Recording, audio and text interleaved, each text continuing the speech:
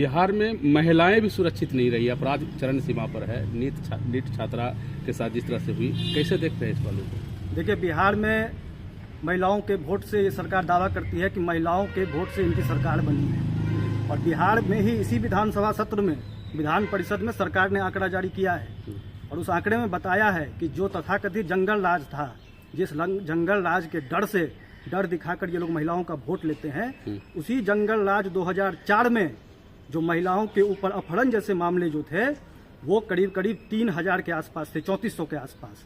और आज जो ये मंगल राज इनका है, जो कहते हैं कि महिलाएं खुश है, कानून व्यवस्था हमारी बेहतर हो गई, सुशासन का राज है, इस मंगल राज में 2024 के आंकड़े हैं सरकार के कि 19,000 से ज्यादा अपहरण जैसे मामले हैं। और अगर इसको प्रतिशत में आप देखिएगा तो 392% का इजाफा है ये। अब आप सोचिए कि वो जंगल राज जिसमें 392% कम अपहरण जैसे मामले थे और ये मंगल राज में 392% आंकड़ा बढ़ गया। और इसको ये कह रहे हैं कि कानून व्यवस्था हमने सुधार दिया है।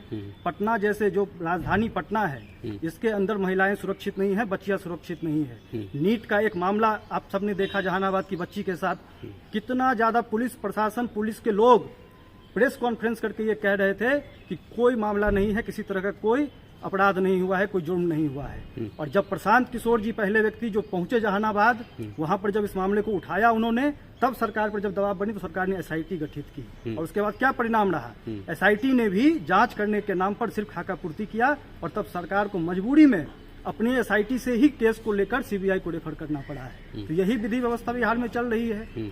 इस पूरे जनवरी के अंदर सिर्फ और सिर्फ जनवरी का आंकड़ा अगर आप देखिएगा तो बिहार का ऐसा कोई जिला नहीं है जिसके अंदर बच्चियों पर अपराध के मामले दर्ज नहीं किए गए हैं। और ये तो वो मामले हैं जो दर्ज हो रहे हैं, और ऐसे अनगिनत मामले ऐसे जो दर्ज नहीं करती है पुलिस, जिसे पुलिस में रिपोर्ट तक दर्ज नहीं हो रहा है। तो यही कानून व्यवस्था ये बनाने का प्रयास कर रहे हैं और इसी को ये लोग सुशासन कह रहे हैं।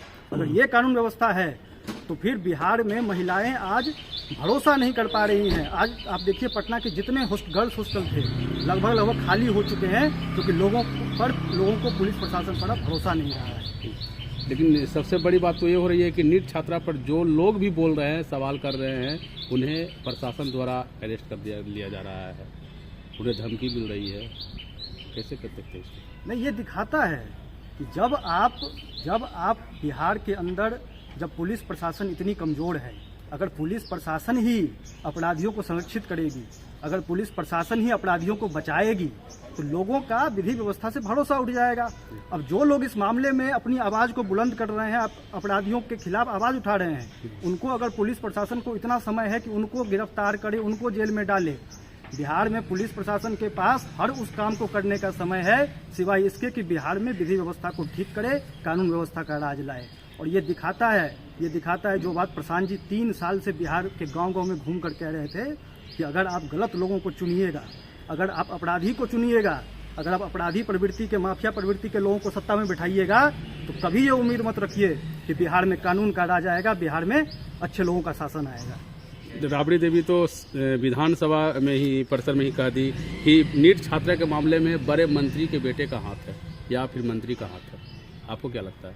नहीं, अगर पूरी व्यवस्था, पूरा बिहार का तंत्र अगर इस मामले को रफा दफा करने के चक्कर में था, तो कहीं ना कहीं कोई तो बड़ा आदमी है जो फंस रहा है इसमें। बिहार के पटना के एसएसपी को प्रेस कॉन्फ्रेंस करके ये कहने की जरूरत क्यों पड़ी कि मामले में रेप नहीं हुआ है, बिना पोस्टमार्टम रिपोर्ट के? जब पटना पीएमसीएच का पोस्टमार्टम रिपोर्ट आया और उसमें कहा गया कि रेप की आशंका से इनकार नहीं किया जा सकता है, तब जाकर इस मामले में कार्रवाई हुई है। तो ये साफ दिखाता है कि पुलिस प्रशासन अगर इस पूरे तंत्र को बचा रही है, पुलिस प्रशासन अगर अपराधी को बचा रही है, तो अपराधी जरूर कोई ना कोई बड़ा आदमी इन्फ्लुएंसर आता है। मेरा नाम अभिषेक नरेंद्र सिंह है और मैं जनसुराज का प्रवक्ता हूँ। धन्यवाद।